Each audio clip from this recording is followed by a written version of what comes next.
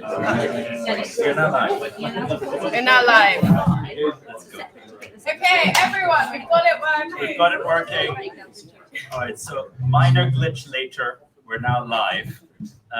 Big thank you to everyone who's joined us here in person. We are really excited to have you with us. We have a combined in-person audience and a live stream audience. This is maybe the third or fourth event we're hosting at Altruistic. The purpose is always to bring together a community of practitioners, people who are in the weeds on sustainability, not just talking about it, but actually doing it and working on it and facing the sort of the struggles and the tribulations of the field. We had a number of people who were able to join us in person, which is fantastic, but then even more who couldn't make it in person and asked if they could join virtually. Some of them submitted questions as well. So what we wanted to do was basically open up the first half hour of the sort of discussion and have it to the live stream or the combined live stream and in-person audience. But then obviously with apologies to the virtual audience, we're going to then shut off the cameras and kind of just continue the discussion with Chatham House rules in a small group. The value of that is we can also then cover some topics and questions that are of relevance to a pretty wide audience, but then also go a lot deeper onto some aspects that merit a lot of rich discussion. Super excited to have Henry with us, Kendall with us from our side as well. Henry's obviously a thought leader in the space, combined wealth of experience. And I think what we're really excited to have Henry with us for is bringing together maybe two or three aspects. One is of the food entrepreneur, right, with Leon Restaurants and the experience get in the field, being a sustainability innovator. But then also DEFRA and the National Food Strategy and really the regulatory direction and the trends and trajectories that we see. Obviously, I'm excited to be part of this discussion as well. As the CEO of Altruistic, we focus on the sustainability data management side, and a lot of the transition is going to require world-class data capabilities. Kendall's helpfully sort of brought together a list of the best questions that we received submitted in advance. So what we thought we might do is actually run through those questions, which Kendall will kind of shoot our way. And again, just really take up the next 20, 25, 30 minutes with those. Assume those will be of relevance to both the in-person audience, but the virtual audience as well. And then we can take it from there. Obviously, anyone joining us virtually, please feel free to submit more questions in the chat, and we can cover them off as well if there's time. And then if there are no questions coming through in the chat, obviously also happy to take any questions from the live audience as well. And then, like I said, we'll shut off and we'll have only the live audience for the discussion. Awesome. I will take over then to manage questions. So we have the questions that were pre-submitted by some of our digital attendees. So the first one was asked by Leonie, and I think this is geared towards you, Henry, but how do you think a focus on emissions will play out versus a focus on nutrition? Okay, so if you think about that from a kind of national and governmental level, it obviously refers to the fact the food system is causing two, or actually three problems. So there's the environmental problem, which you can break into biodiversity and emissions. The food system is by far the biggest cause of the reduction in biodiversity, deforestation, aquatic life, and second to energy in terms of carbon emissions. And on health, it is now the biggest cause of non-communicable disease by some way in the UK.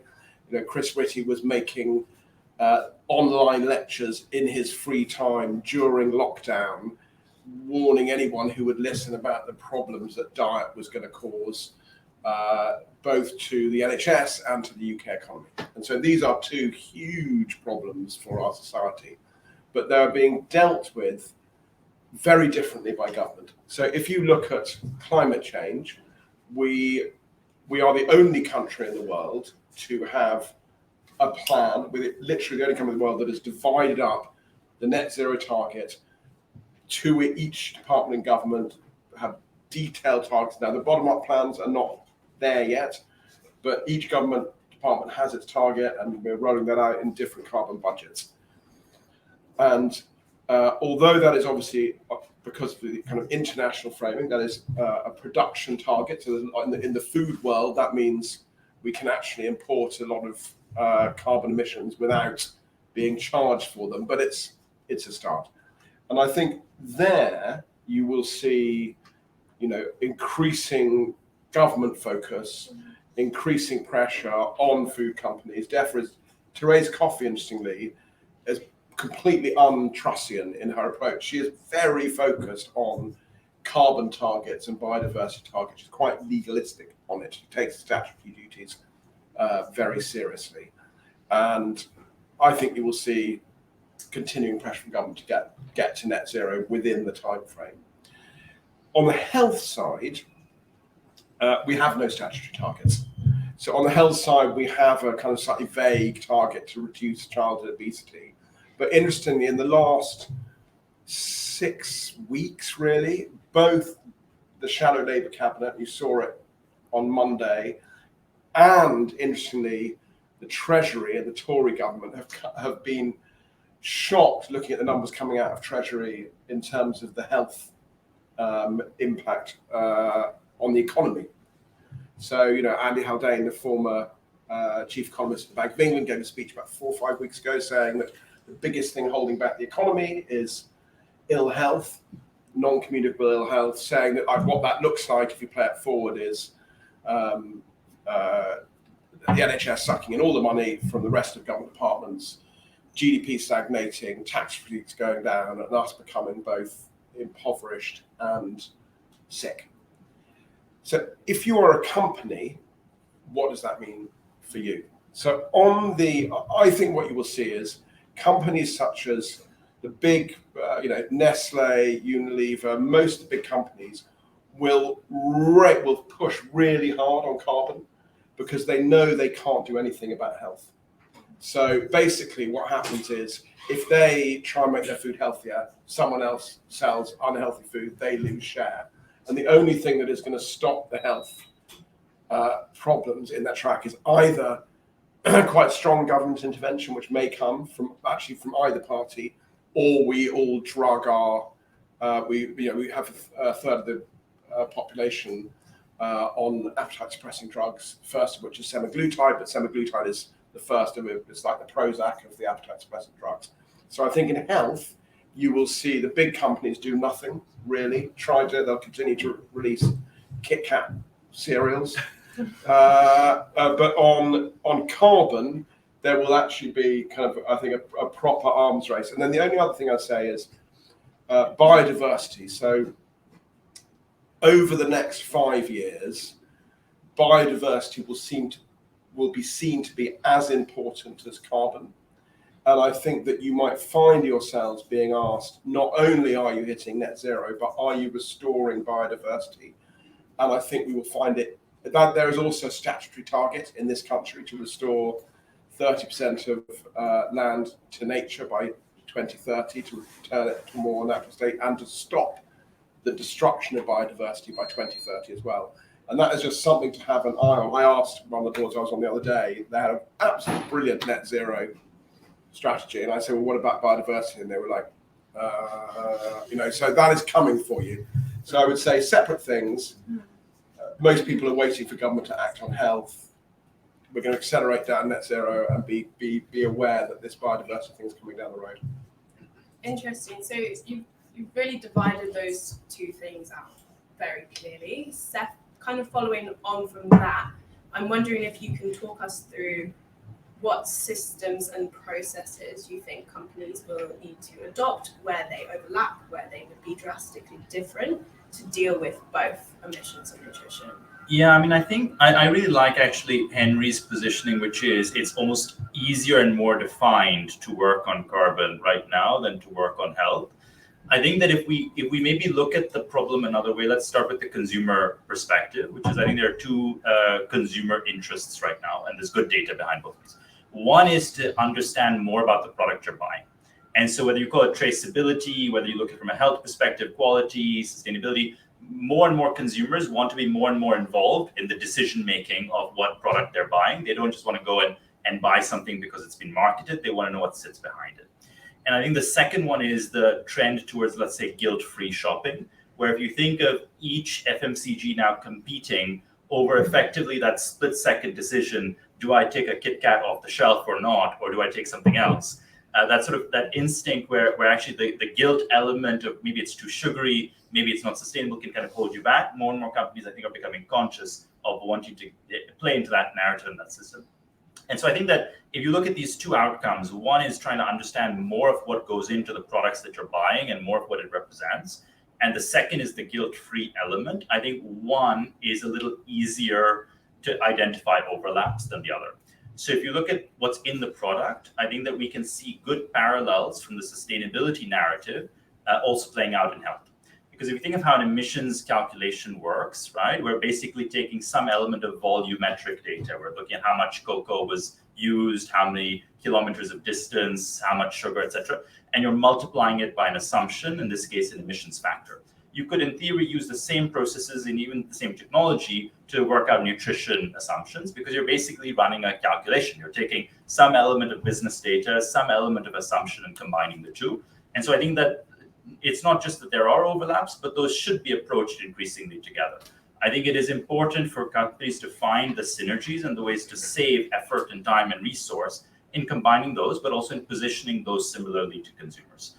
I think on the second one, which is the guilt-free element, that's a bit harder. And I think one of the reasons is with emissions and sustainability, we have a much better idea of what good looks like or what the end goal is almost. Like we talk about net zero, we talk about 1.5 degrees. Whereas I think that the equivalent on the nutrition side or on the well-being side or on the health side is a little harder from the conversations we've had with business, for business to recognize, like if I'm a processed meat company, what does that look like for me, for example? Or if I'm in the sugary snacks business, what does that look like for me? Is it just that I do need to migrate wholesale from this business because it's a binary decision? Or is there a more nuanced journey where I can get to a place where I'm good or great without entirely leaving my business, as opposed to just transforming the way I do business?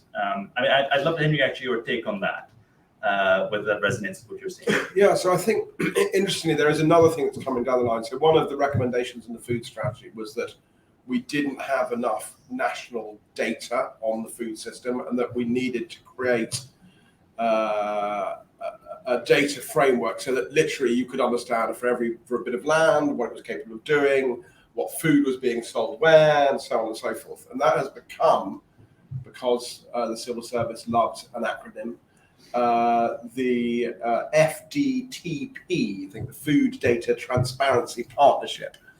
And there is currently a real fight going on about that. So everyone's kind of quite happy with putting their net zero, their carbon data into this, what will be a disguised but published forum.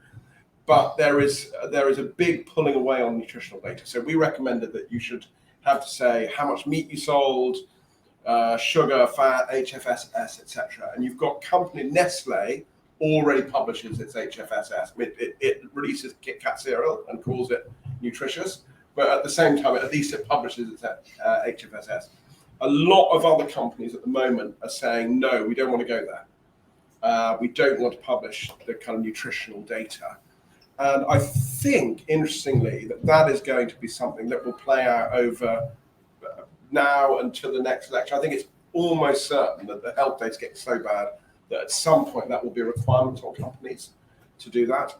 So that's, again, something to think of down the line. The other thing I would say in terms of your point about,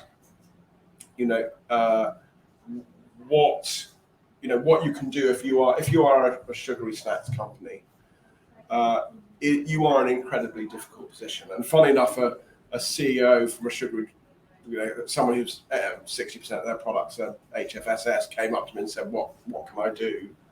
And I don't think there's much they can do, actually.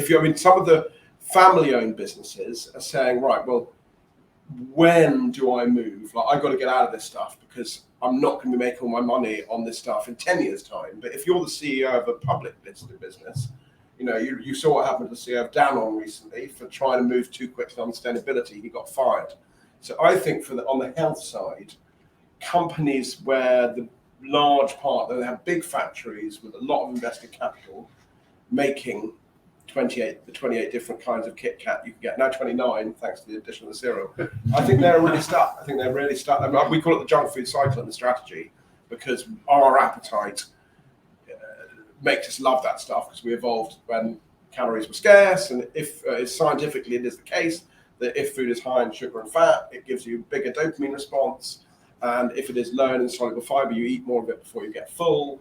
And companies have sold more and more, and we've eaten more and more, and we've got sick. And 85% of the portfolios of the 7 biggest consumer goods companies are foods, the SKUs of foods that are deemed by the WHO to be too unhealthy to market to children. And those companies are they're not evil, they didn't realise in the 70s when they started making fingers of fudge and just enough to give a kid a treat, that actually they would become a new smoking. I think it's very difficult being in that position. You touched on this briefly just in your last answer, but the next question we had submitted was from James, and this was, and Saif, I'm actually going to ask for your thoughts on this. What changes do you think will be needed in how food companies approach evolving standards and frameworks? Yeah, I mean, actually, and I think Henry kind of referred to this a little as well in terms of what disclosures are taking place. And on the emissions side, I think now, I was actually just at another session earlier this morning looking at the food index released by Tortoise Media and their ranking of kind of good to bad from the disclosure perspective on food businesses. And I think we're now starting to get a pattern of improving behavior from certainly the largest food companies and at least sharing more data out there. And certainly on scope 1 and 2, this is really good. On scope 3, this is not great, but getting better. I think the next transition is what sits beneath the hood of those scopes, basically. And so I think that there's 2 big shifts that are needed. One is, and I'd love to see their parallels for this on the nutrition side as well. I think one shift is actually, I personally find scope 1, 2, and 3 not super helpful or super relevant for business. I know this is a funny thing to say given the space that I'm working in, but scope 1, 2, and 3 are very specifically oriented around how you've set up your business. If you're actually outsourcing manufacturing or insourcing, if you're working with a third party and you have a lot of control over the third party or not, like this starts to affect which scopes these fall into. So in a world where actually some people are doing scope 1 and 2 and not scope 3, like it gets very confusing, actually. And I think it makes it very hard to draw comparisons. So I think there's one element which is actually moving towards product-based numbers and actually product-based emissions data sharing, which is much easier to look at. If I give a different example, let's take a t-shirt, for instance. You could have 2 companies making exactly the same sort of t-shirt, and one of them is fully outsourcing all the processes and the other one is fully insourcing it. And maybe the one that's fully insourcing it is better, actually. They're getting better material, they're making it the better way, but actually they might look worse because a lot of the intensity metrics that are going around out there are looking at scope 1 and 2 and actually just depreciating that over the revenue of the product. So there's a lot of this sort of funny numbers that I think we'll lose when we move to product-based comparisons. I think the other aspect which we don't have enough conversation on right now is what are the methodologies deployed? And right now there's good understanding of like spend-based emissions measurement versus activity-based. And I know most of the companies certainly in this room are already well underway in their thinking around that, and lots on the live audience, on the virtual audience as well. But I think that there's a few levels to unpack below that as well, which is, for example, if you're looking at, for example, food-based supply chains, we're going to need to start thinking about land use change. We're going to need to start thinking about land management and land management shifts as well. And that's not only incompatible with spend-based approaches, but you also need to start getting deep into the weeds of where did emissions factors come from, which year were they, how are they split out across different components or subcomponents. So I think there's a lot of this unpacking of methodologies and approaches that we're also going to need to start sharing. And I don't think that, I think there's one question about whether businesses can do that. I think there's another about whether they will do that. And in the same way that a lot of companies are resistant to sharing nutritional data, I suspect one of the reasons is that it's IP. The more data you start sharing around what goes into your products, the more you're getting the recipe, the secret sauce, literally. And the same gets true for how deep and granular you go into emissions data as well. So I think there's a good question around ability and willingness, actually, as well. And funny enough, I was talking to Tortoise earlier on today about the need to separate the index, because at the moment I just got bombarded with not only campaigners, but like someone who runs a £1 billion food fund saying, I cannot believe that Nestle and Unilever are in the top 10 of healthy and sustainable businesses. So I think you might see environment and health separated out. Just the one thing I'd add to that is, if you think about a government trying to manage down to net zero in the food system, clearly, I cannot see any world in which they don't bring the emissions from food, from farms and agriculture, and account those with the other companies. The supermarkets, clearly a huge part of their emissions, or Ocado, a huge part of your emissions are with your suppliers, and it is much easier for the government to set you targets than it is for them to deal with all the smaller suppliers. So I think at some point we will be going to responsibility for 1, 2, and 3. I just can't see how you manage it otherwise in the food world. Yeah, for sure. I guess to follow on from that bit, so Saif, you touched on the willingness of organisations and also the feasibility, I suppose. So Henry, I would kind of like your thoughts on how forward-leaning we can expect, especially in the likes of DEFRA and FSA, to be when it comes to adopting a digital agenda. It's not something that government does well. So if you look at just the during the food strategy, one of the people on my advisory team was Paul Clark, who was the CTO of Ocado. He created the robot swarm. He created the digital twin, so they were constantly running their business with digital twins running alongside, so you could see what might happen. And he was just like, he has been talking to government now for 5 years, and is just like amazed by how bad government's grasp is of. I don't even understand like kind of why you might want live data. They really don't get. So I think that you will find. I think companies will always be miles ahead. There are people now. So through obviously COVID helped. That brought people a bit more of an understanding into number 10. Patrick Vallance, he's leaving now, but he was very big on this agenda. But I think it is very unlikely that the government will be doing anything groundbreaking on data, but they will increasingly be asking for more data. They will ask for it in frustrating ways. They will ask for the wrong thing. It will be a painful process. Henry, I find that one of the really interesting side steps in this whole space is that we all think of, for example, sustainability data and emissions data as similar to accounts.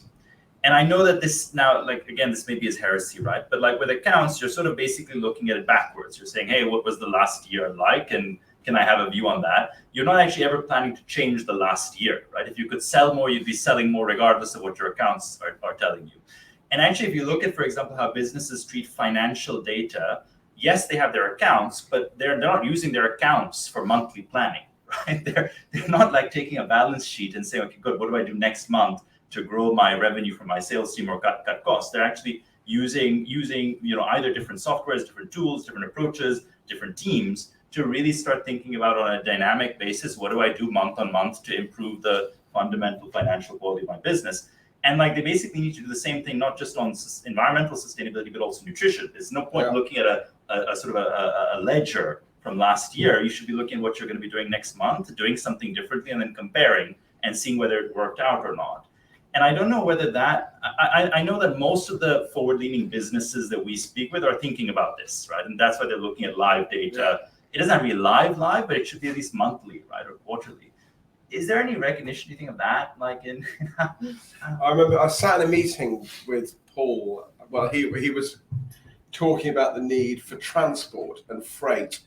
He was trying to suggest to government that actually we needed to create an opt-in model so that anyone who was going to transport, there could be a live model of who was going to where with what. And the example he gave was he constantly has these refrigerated vans going around the country, or had at the time. And he was he'd worked with the local hospital trying to create a digital twin in the hospital. he was absolutely sure that there was huge economy saving, for example, for cardio vans to be taking blood, to be carrying blood from hospital to hospital because they were traveling around empty. You saw the civil servants. It's like they thought that this was clearly, this was just miles away for them. This was space age stuff. So I think that I just, there's a very good data department. There was a department that was set up in number 10 to do live by Dominic Cummings to do live data dashboards. And it's kind of hanging on by the skin of its teeth, but it is just not it's not something that I would ever expect government to be doing anything on anytime soon. This ties us quite nicely into the next question that we had pre-submitted. I'm aware we haven't actually got into any of the questions we've had from the live audience. I don't think we'll have time. I'm sorry. We have had a few, but just prioritizing the ones that were submitted beforehand.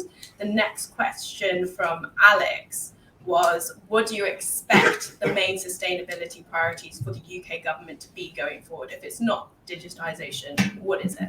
So, first of all, they've got their net zero plan. They are still department by department. So every department has its allocated budget. They still do not have the bottom-up activities to meet those budgets. So that is thing one that they're going to be doing, and that has happened. I think the second thing is, how do they socialize the cost of the electricity transition? So there is a huge, the problem with electricity and renewables now is the grid, and if you look at not selling electric cars, there'll be a lot of petrol cars still on the road, but not selling petrol cars by 2030. There is a huge amount of laying of wires to be done, and it is dawning on them that you cannot expect, one service station to pay 11 million quid to get a wire onto it. So there's a whole issue about which Labour have, published on, but the Tories are aware of. I think that's number 2. And then on biodiversity, we have these targets, and there are no plans. So that target is now being taken more seriously. So I think trying to work out how, at the moment, since 1970, we have lost half the farmland birds in this country. And we are still, every year, we are destroying biodiversity. The target is to stop destroying it, and we have no idea yet how to do it. And that is, Assessor, that is incredibly complicated because it involves paying and regulating land use and the change of land use, and that is incredibly political. So I would say, bottom-up net zero plans. How do we socialise the cost of the energy transition, and how do we do biodiversity restoration?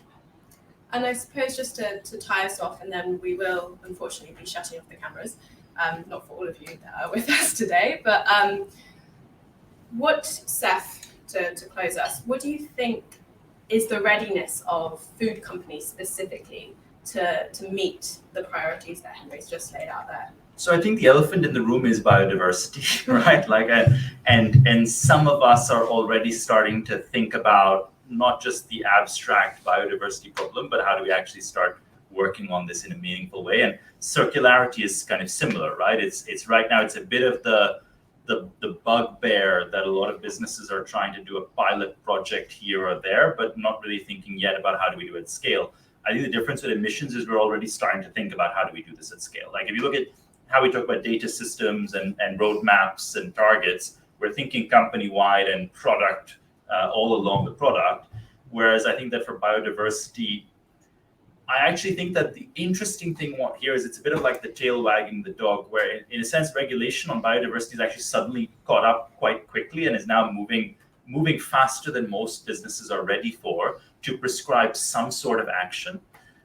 But regulation is almost assuming that businesses know what that action could look like. It's just if they had the forcing mechanism, they would now do it. Whereas actually, I think most businesses, with the best of intentions, don't know where to begin. Like if you look at how you could actually, let's get really into the weeds of it, you can either look at inputs or you can look at outputs, right? So you can either say, look, like what I did there to improve the biodiversity of a specific part of my business or estate, like did it deliver outcomes? Or you can look at like, can I do things that are highly correlated with delivering the right outcomes?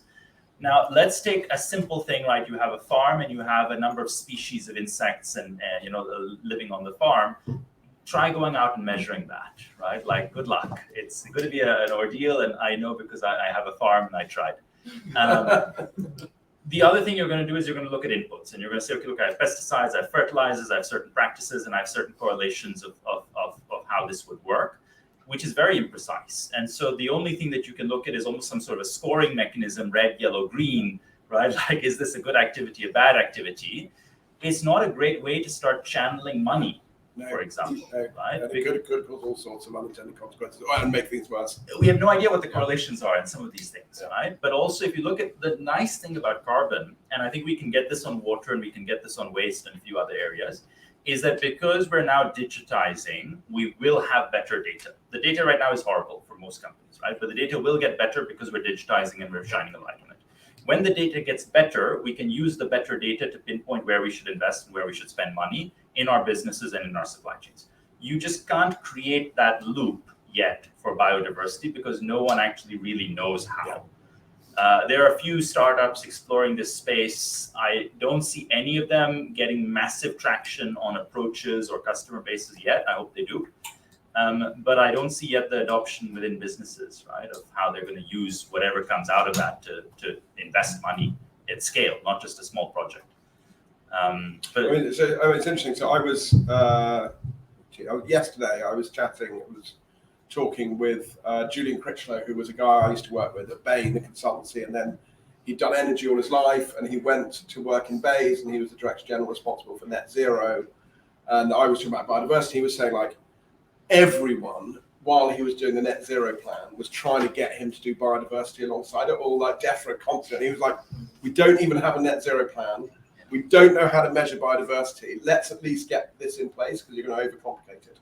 So I think you're exactly, I think what will happen with biodiversity, I think businesses will start to think about it. So if and they'll just start to think about specific things they can do to improve it. DEFRA will try and work out input ways of paying farms to do it. And we'll kind of creep towards 2030. And at some point, something will happen that suddenly kind of chucks it straight. It's beginning to bubble. And then the government will scramble. And, but at the moment, it's just something that everyone is aware isn't being done. And no one quite knows how to, certainly no one knows how to measure it. And again, sorry, I realize we're just about to shut off for that, but I think circularity and waste is, again, very similar, right? Where we can kind of talk a lot about everything, but the actual mechanisms to start doing this at scale across full systems, like you're getting into re-engineering, and biodiversity is even harder than waste, right? With waste and circularity, you're getting into re-engineering the whole pattern of social behavior and municipalities. And it's just so hard to actually create a loop within a business where it can have data that can reinforce investment decisions and create a process that keeps becoming better. But super excited to have taken a bunch of questions from the audience. We're going to shut off the live stream now. Did the audience arrive in the end? We think so. We'll only actually know once it's published, which is the scary thing. I've had some live questions come. So probably have. So if you have a free few minutes and you want a bit of Schadenfreude, then you might want to check out our LinkedIn or my LinkedIn and see there are a lot of negative comments there from botched streaming. For the technical big thank you to everyone who joined the live stream. We're going to leave the studio now, but then continue the rest of the discussion in person. I will actually leave this to you, Kent. End the broadcast. Thank you very much, everyone. Fantastic.